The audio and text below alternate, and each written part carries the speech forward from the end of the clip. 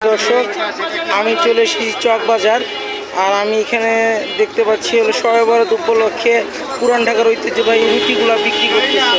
ওই যে হালুয়া এবং রুটি, এই দেখো ওই যে বড় বড় বক্সে, এটাই পুরান ঢাকার ঐতিহ্য। এই যে চক বাজারের হালুয়া রুটি, এই যে এখানে বিক্রি করতেছে।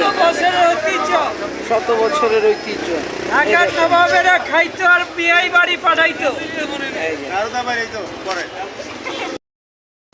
এই যে অ্যাপেল ফুড কোম্পানির সামনে আছি, তারা ওই যে বিভিন্ন ধরনের মাছ, বিভিন্ন ধরনের প্রাণী সজ্জিত। আর এই যে দেখেন তারা এই যে পাউরুটি, বিভিন্ন ধরনের রুটিগুলো নিয়ে এসছে শবে বরাত উপলক্ষে।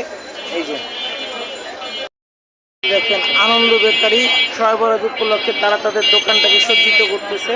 এই যে তাদের বিভিন্ন ধরনের খাবারের আইটেমগুলো শবে বরাত উপলক্ষে সব কিছু তারা নিয়ে আসছে। আনন্দ বেকারি শবে বরাত উপলক্ষে আনন্দ বেকারির স্পেশাল হালুয়া দেখতে পাচ্ছেন আপনারা। দেখতে পাচ্ছেন নেয়াজ নেয়াজ জিলাপি ঘর। আমি এখন এখান থেকে জিলাপি নিচ্ছি, যেহেতু আমাকে একটু কাজে আবার চলে যেতে হবে মেলার স্টলে।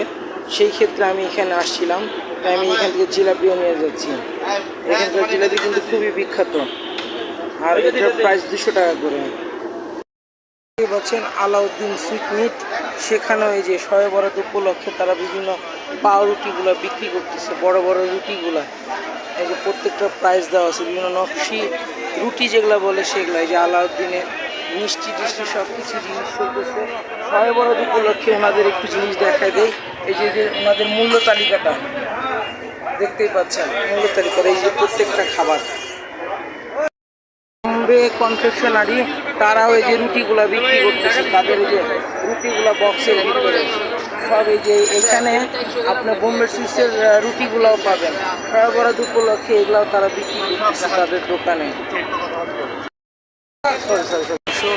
এই যে আমানিয়াতে আছে, এই যে আমানিয়ার মধ্যেও দেখেন এই যে আমানিয়ার বড় বড় রুটিগুলা তারাও বিক্রি করতেছে। এই যে আমানিয়ার রুটি, এই আমানিয়া সব কিছু শবে বরাত উপলক্ষে তারাও এখানে কিন্তু বিক্রি করতেছে।